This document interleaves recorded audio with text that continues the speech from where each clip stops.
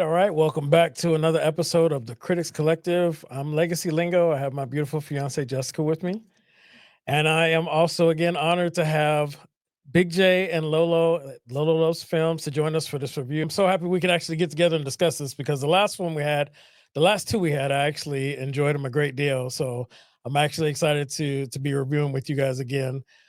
Today, we're going to be discussing That Christmas, which recently dropped on Netflix on December 4th and is still available on Netflix now. But before we get into that, if you guys, if I could ask you all that are watching to please, if you enjoy our content, make sure you hit the thumbs up, the subscribe button, and the alert button to join the collective community. Every little interaction, I always mess that word up. Every little interaction helps the page grow. All right, so the synopsis for That Christmas. Here we go. I'm risking it with IMDb. It's an unforgettable Christmas for the townsfolk of Wellington on Sea when the worst snowstorm in history alters everyone's plans, including Santa's. I don't know. All right, I guess That's that an works. okay one. Yeah. It's always a shot in the dark. They've been worse. Yeah.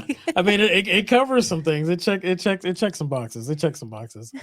All right. So, Big J, I want to start with you. Your initial impression when you came across this film. What were you feeling? What were you thinking?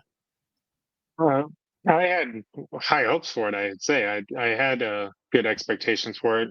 Animated Christmas movies have been pretty good historically. British animated Christmas movies. On top of that, Arthur Christmas was a movie that came out some years ago, and that turned out to be really good. And that's one of our favorite animated Christmas movies. Um, but I was hoping if they would capture the spirit of the Christmas season, stuff like that, and that's the initial impression we got from it when we come across it. I think it lives up to some of that, not all of it, but some of it when you watch it. Yeah, absolutely. How about you, Lolo? What was your initial impression when you came across it? I agree. I think that animated Christmas movies are sort of my kryptonite. I think that they really, most of the time, tend to drive that spirit home. And plus, the animation, just based on the stills, looked amazing. Can't really think of an animated Christmas movie off the top of my head now, of course, now that the record button is going, that had bad animation in the recent few years. But with a voice cast like Brian Cox, Bill Nighy, I mean, you can't really go wrong. Those are classic actors. So I had high hopes for this one just based on those few things. Yeah, absolutely. I didn't even know the cast was that strong. I just, for me, my initial impression when it popped up was like, like you said, animated Christmas movies have been on the stronger side. They've been more enjoyable. So I was actually like, hey, I hope this one delivers because we've pushed through some pretty disappointing ones lately. What about you? It's been a little rough. Yeah, pretty much the exact same thing. I was excited. Also, watched a little clip with Ed Sheeran doing a song, and I was like, oh, I'm so excited for this one. It looks so good. So was my initial impression. Yes. So then I'm just going to actually just kick it back to you. Why don't you let us know how you felt about it, your highs and lows? Yeah, absolutely. So the humor to me was so good, on point. Like I felt like it was written just for me.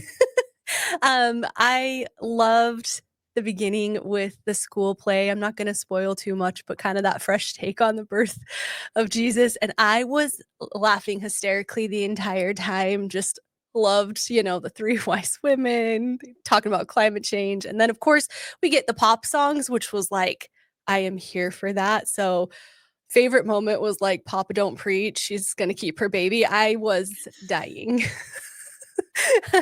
So that was a big high for me. And overall, I just think it was just really charming storytelling. Like it just was really heartwarming. It captured kind of the love and the excitement that you want during the holiday season. And then on top of that, they did a really good job kind of touching on the loneliness and like the heartache that you feel also during this year. So they did a really nice blend.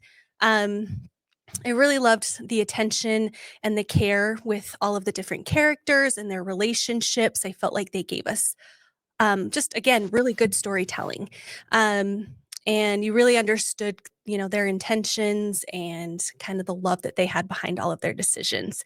Um, Honestly, if I had to nitpick about anything, it would be maybe there were a couple moments of like pacing that could have been a little bit tighter, minor issue because I honestly loved this movie. It was so good. No, absolutely. I'm with you on that one. I'm not going to get into my review yet, but you said some things that I definitely want to follow up on, but I'll save it. Big J, let's hear how you feel about this movie. I'll go highs and lows on this one. For me, I think one of the highest points was the kind of relationship they developed, not like, like the friendship they developed between Danny and Mrs. Trapper or Ms. Trapper. Um, how she starts off as kind of this heavy, and then as we go on, we kind of learn a little bit more about her and that throughout the thing, and her relationship with Danny, who, at first is very fearful of her, and everyone in town seems to be afraid of her, but they kind of develop a bond throughout the thing because Danny's very much a latchkey kid and his divorced parents, all that. So uh, that's one of the higher points. There's some good humor in this. The animation's great. Those are big high points. It's has a good heart. Its heart's in the right place for most of the movie. Which is everything you want from a Christmas movie. Um, I think some of the lows I'd say for this would be like the I don't know if all the characters outside of Danny and Miss Trapper, a lot of the other characters, there are a lot of characters in this. There's like the whole, there's like three different groups, stories going on at the same time. So there's a whole lot of characters, and not all the characters get that developed. So we're kind of, a lot of them are just kind of archetype characters where it's just like, oh, we know very surface level about them. And they're just like a walking, like, overly optimistic, overly cynical person. They just have they're filling out a cliche to fill a role. But, it's a kids movie, so you don't want, you're not going to get that much character in a kids movie. But that's one thing. And I also felt the message at the end of the movie, I don't want to spoil the whole message stuff, but I think it gets a little muddled in its delivery of its message. It's like, oh, what's really important is family and togetherness and all this stuff. And in this movie, without going too much, most people are apart in this movie.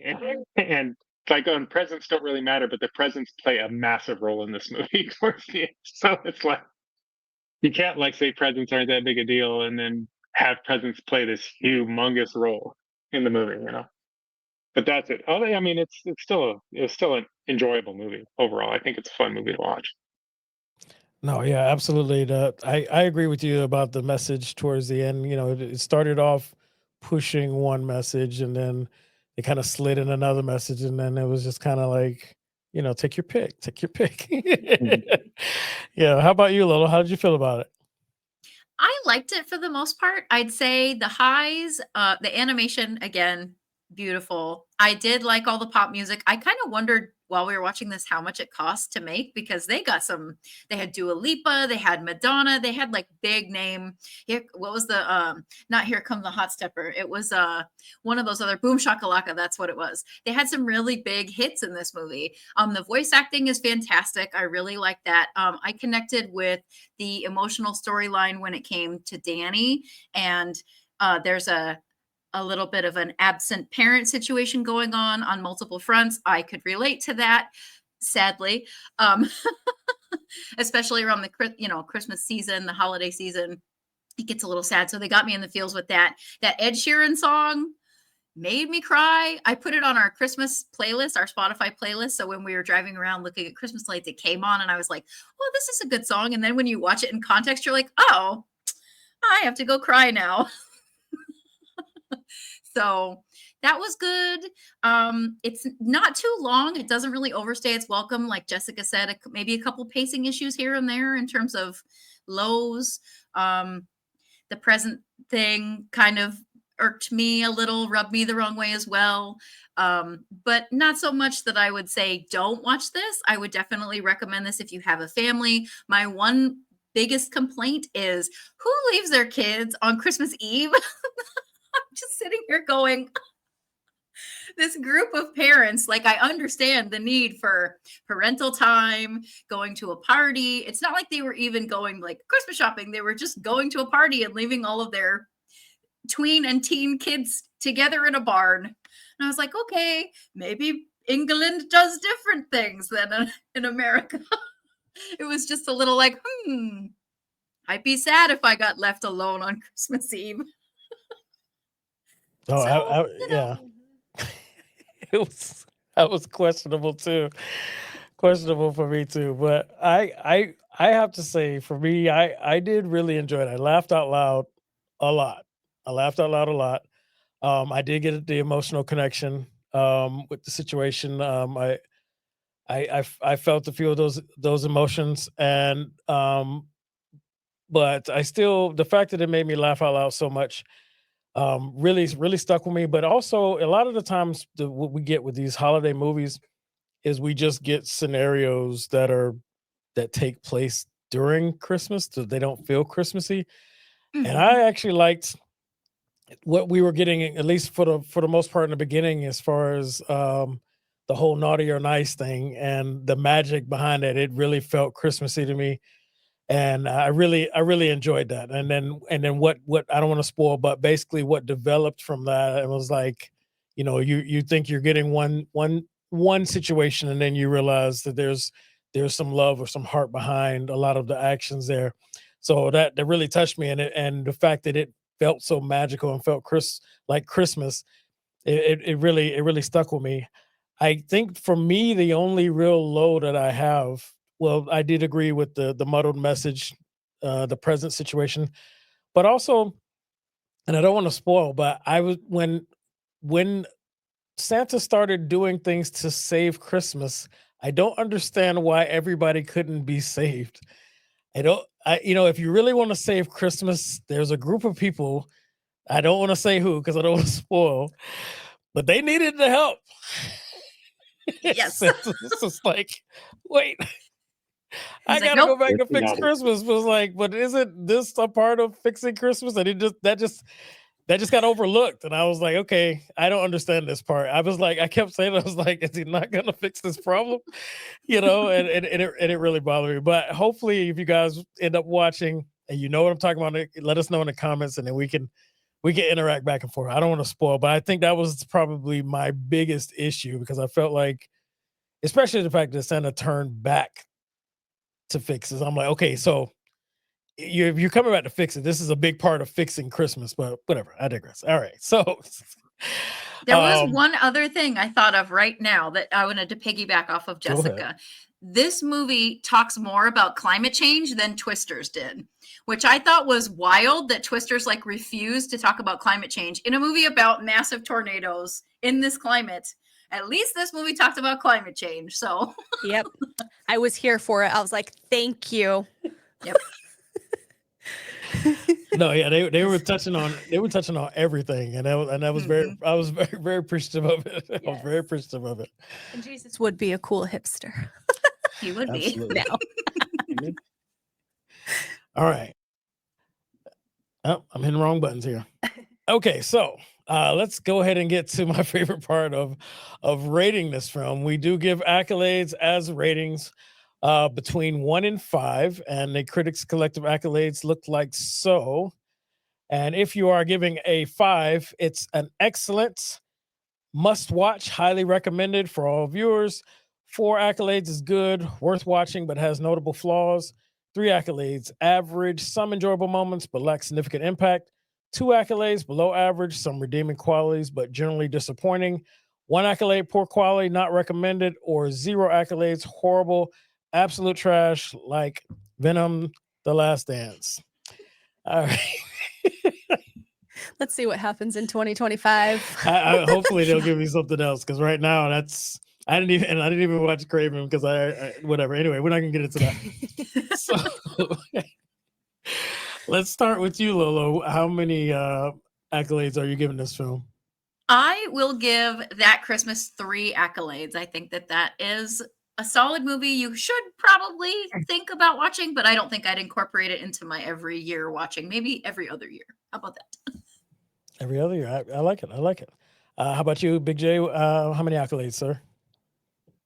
Yeah, I'm on the same with one of the 3. Overall enjoyable, but some of the message muddling and lack of character development for some of them kind of bugged me a little too much. But other than that, I thought it was a very watchable movie and certainly worth checking out at least once, if not. Younger kids would probably like it a lot more than we do, but I don't know. yeah, I great. I felt like that play was designed for our age group, but Yeah, it's true. Yeah. but younger kids probably would get more out of it. Jessica, how many accolades are you giving it? No, this is probably too much because it really got me in the feels. I even turned to Eddie at one point and I was like, I miss my mom. I need to call her. So Oh, it definitely got me in the feels, it got me emotional. And so maybe that's why I overlook some of the noticeable flaws. So with that, I will probably give it 4 accolades because I did really enjoy it. I think that's fair. I think that is what they're hoping with a lot of these films, that whatever they're pushing emotionally, they hope that it kind of just is the main thing you pull from it, and the other stuff they're like, oh, they probably don't even. If somebody points out, they'll be like, it's fine, it's a Christmas movie. It's Mhm. yeah. So for me, but I am also going to give it a 3. 3 accolades. I feel like it's enjoyable, but there was a lot. You need to save Christmas, but I'll leave that. And they called Love Actually old. Oh yeah. Okay, I'm It ancient. actually was the old movie, and that hurt. That did That hurt. hurt really bad. Absolutely, it hurt. It hurt. I was like, oh, okay, that's what we're doing. All right.